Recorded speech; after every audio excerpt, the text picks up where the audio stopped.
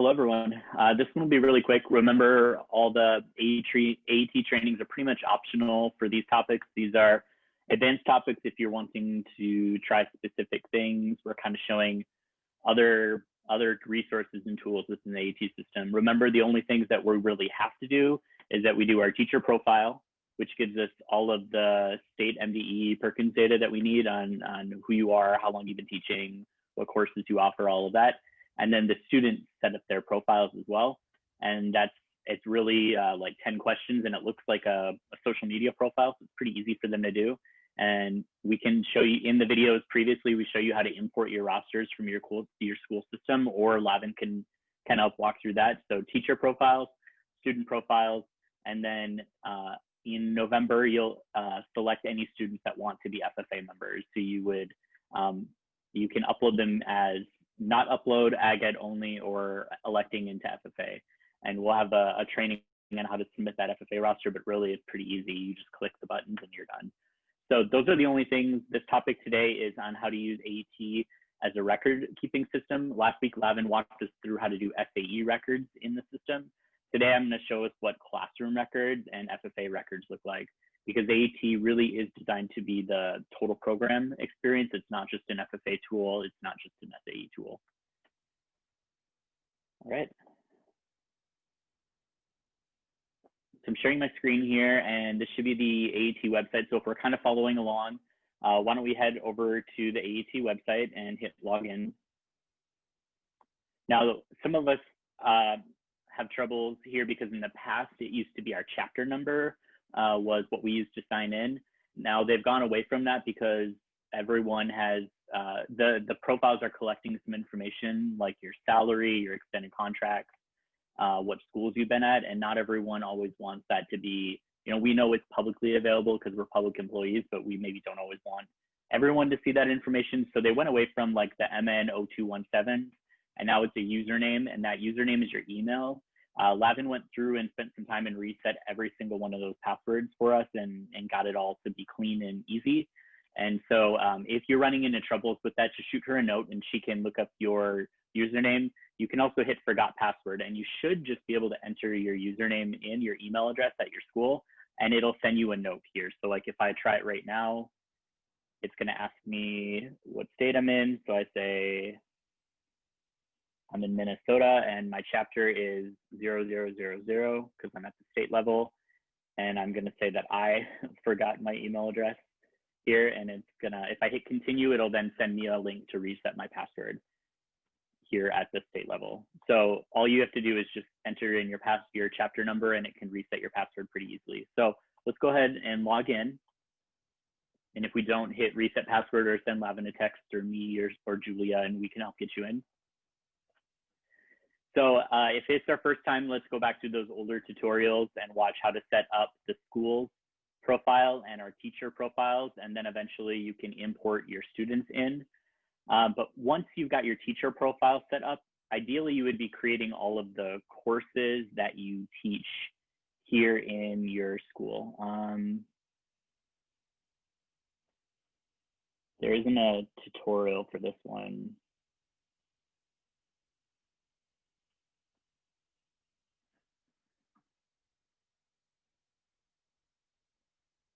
Okay, I was like, I know it's on this page and I couldn't find it. I'm sorry. Right here under your school is set up the courses that are taught in your school. So you would click this link, and it can go back and find all of the previous years that you taught. So this is set by your academic year, and you would establish what is that first day of class and last day of class. So we have some courses in here that Lavin is teaching.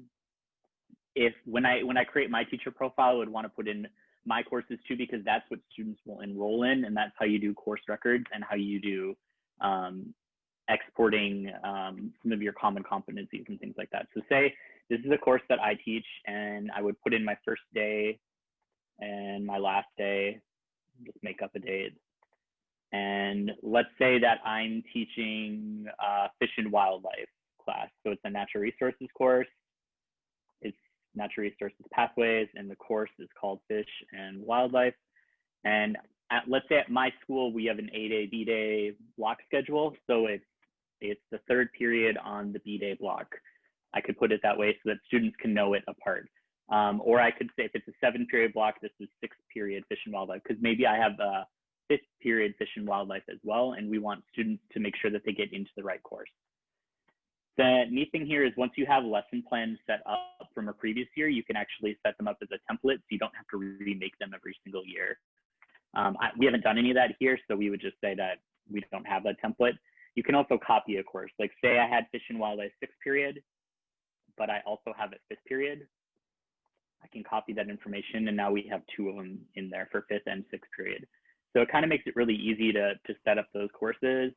And then when you're in it, you can set up the lessons that you teach. So say my first lesson here is Intro to Natural Resources. And that started the first day. And it pulls up the standards automatically for you that are taught in the National AFNR standards. So that's what we use here in Minnesota, and it makes it really easy. So, you know, maybe in this first one, there probably aren't any standards because maybe it's really brief, but let's just hit this first one. And yeah, we'll say it's that. And then in the second unit, maybe I do Minnesota fish. And that comes 2 weeks later.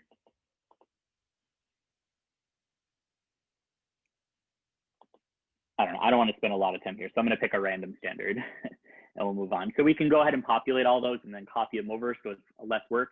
And the cool thing here is it can actually also export your outline. Like if your school wants you to have a course outline for all the things that you're teaching. Oh, here, I'll do a new share. Are you able to see this course outline? Okay. Yep.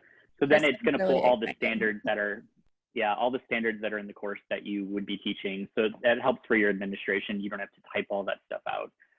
You only have to make it once. So long story there for putting in all of our courses. But then if we were a student,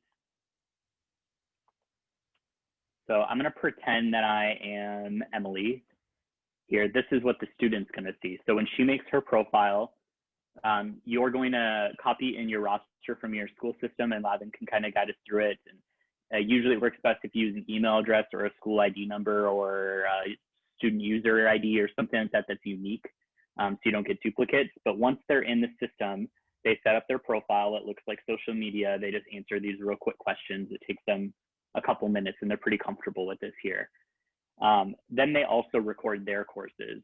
So Emily here says that she's already enrolled in Intro and Floral Design. If maybe for some weird reason she's taking a bunch of courses, we can put her into our Fish and Wildlife 6th course, 6th period, and now she's enrolled. So the cool thing about class records then is if you set up all of your units in there, you can have students journal and reflect not just on SAE, the normal way that we're used to doing it, of doing records for our SAE and work-based learning projects, but you can also have them reflect on what they learned in class. So if I go over to journal and I hit time in classroom activities, it's going to pull up a record here for course related journals.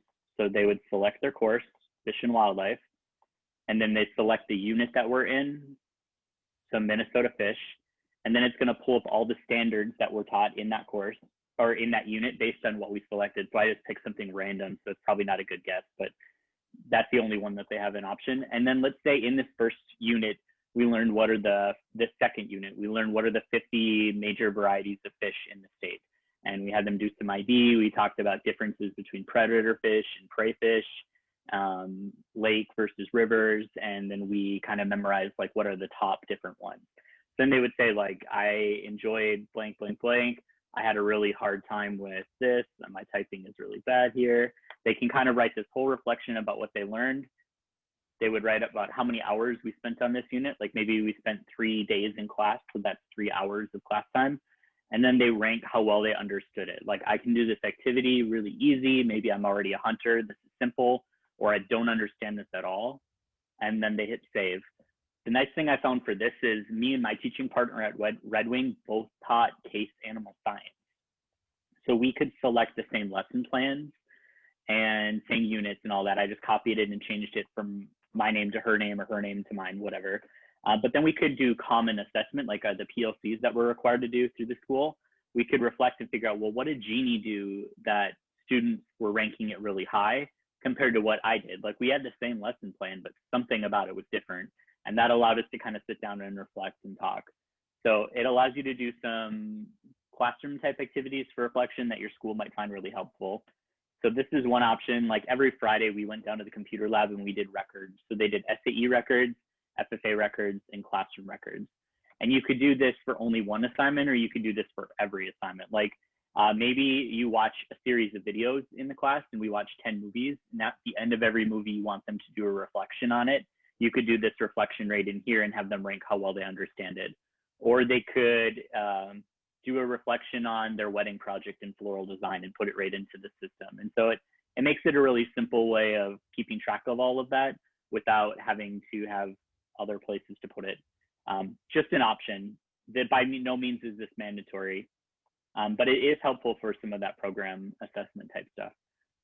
SAE records, Lavin talked us through last time. Well, before we move on, are there any questions on the classroom records?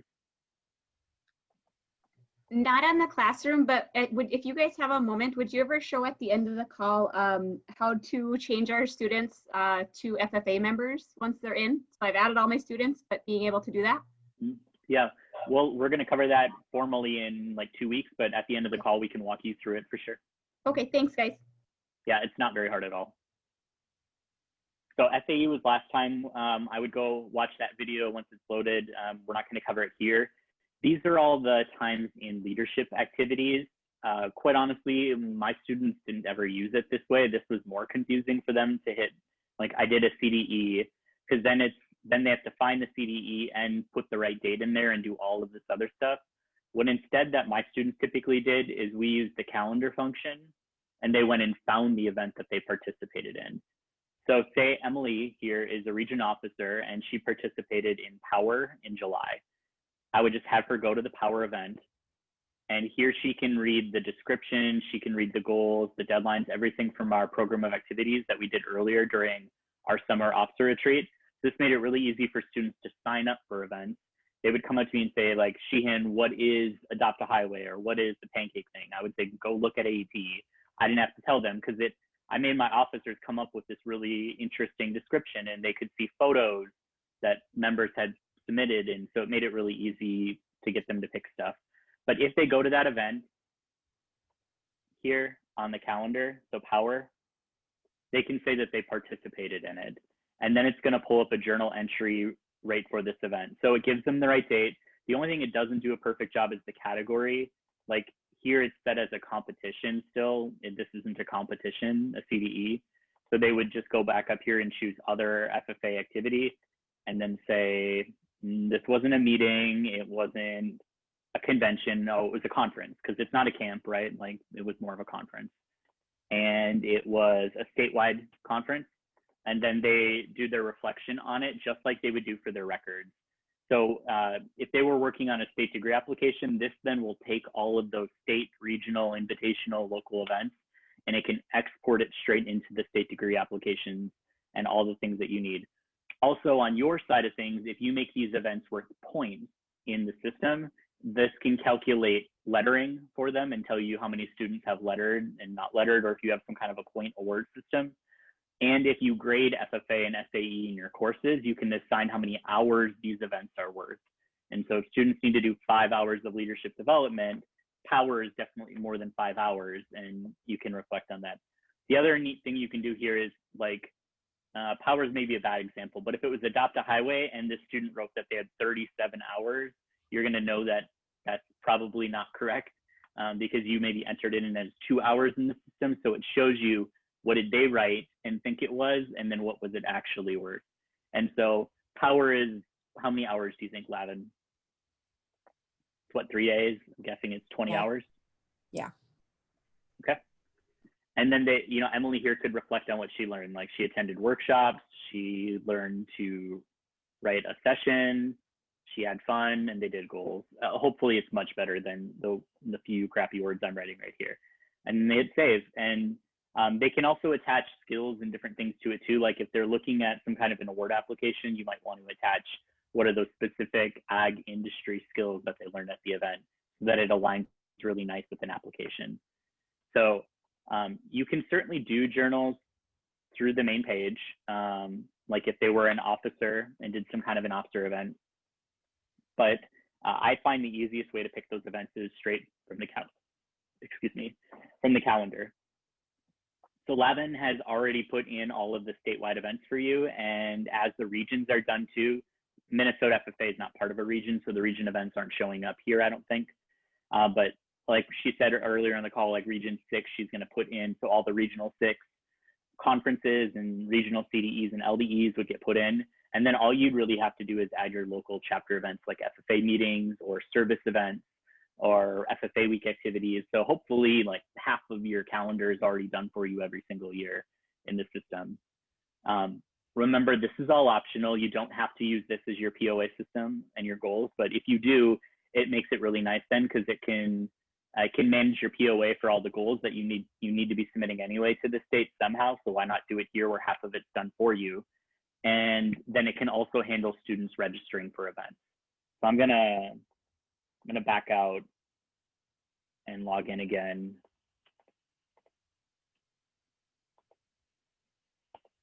So here on our side, if we were controlling our calendar, sorry, on that same event in July, that's a bad example because that's a state level event. But here we can describe like this event should have been a 20-hour event, and you know, how many points is it worth in our lettering system? Like it's 10 points if they went to it. And then you can also scan in students into the events if you have a barcode scanner for like FFA meetings. So if students said they participated, all those records would show up here, and you can also scan them in. Like if we added them in, it would put them into the system, but it just wouldn't count it as a, they wouldn't have a record, like no text descriptions. It would just show up as hours. So FFA records and classroom records are really easy. Those are kind of the two main systems. It can be officers, it can be conferences, it can be CDEs, LDEs, practices, everything that they want to note. And then that neat thing is it tracks all of that information and puts it into the award application for them. Or it can put it into a resume or whatever export option they're kind of looking to do. And you have a really comprehensive look then at everything that your students are doing. Like you could do a report here of all of the activities that students are participating in your FFA chapter. Zane, for meetings, is there an area where you can attach meeting minutes on this one as well as a way of bookkeeping? Yeah, I'm pretty sure I think we walked through that in one of the other meetings. Sorry. No worries at all, because it's what we find value in. Like we're not requiring any of these things, and so it's up to you to know how you kind of want to use it. But under the tracker, there's a tool here called Meeting Manager. Okay. And so you can set up your meetings and put your agenda in there. It's a shortcut to the attendance on there, so you can quickly see who attended, same as that other screen we were just on. And it allows you to put your minutes in there. There's also a similar tool for finances. Like I use QuickBooks with my treasurer, and that costs money. And so this would have been an easy way to keep track of your chapter finances or your FFA finances. And you can give students access to control this. So like I don't want to do all that work as the advisors. So in your account, you determine which students are in a leadership role.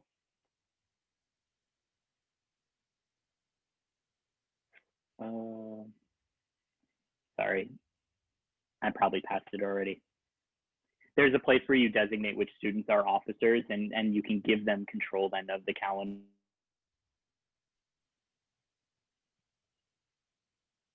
Yeah, manage your POA, student leadership. So here's here's where you set which officers have ability to edit and control the calendar. And there's different places. So like you might think of doing it in this spot. There's another spot where you can do it too. Thanks, Zane. So that's kind of the outline. It's a tool for keeping track of records in Classroom and in FFA. And the nice thing is it all sets up to export and give you really powerful reports and award applications, hopefully making life easier. But remember, this isn't a required tool. The only thing we require is the chapter profile, the student profile, and then if you're submitting students for membership, this is the way that we do it now because it's pretty complicated to manage two different systems. And we think that teachers will find this much easier once we kind of get comfortable with it. The other nice thing is you can use these as lessons. I don't know that you have to necessarily teach all of this. Like if you send students to AET, there's student help pages here. So you could assign them to walk through one section of this here, like setting up their resume or setting up a journal or whatever it might be. And it has the whole lesson plan there ready for it. So you can either teach this yourself and download one of their teacher plans, or you can just guide the students to do it independently with some kind of a worksheet. So I think this actually makes life. What other questions does everyone have?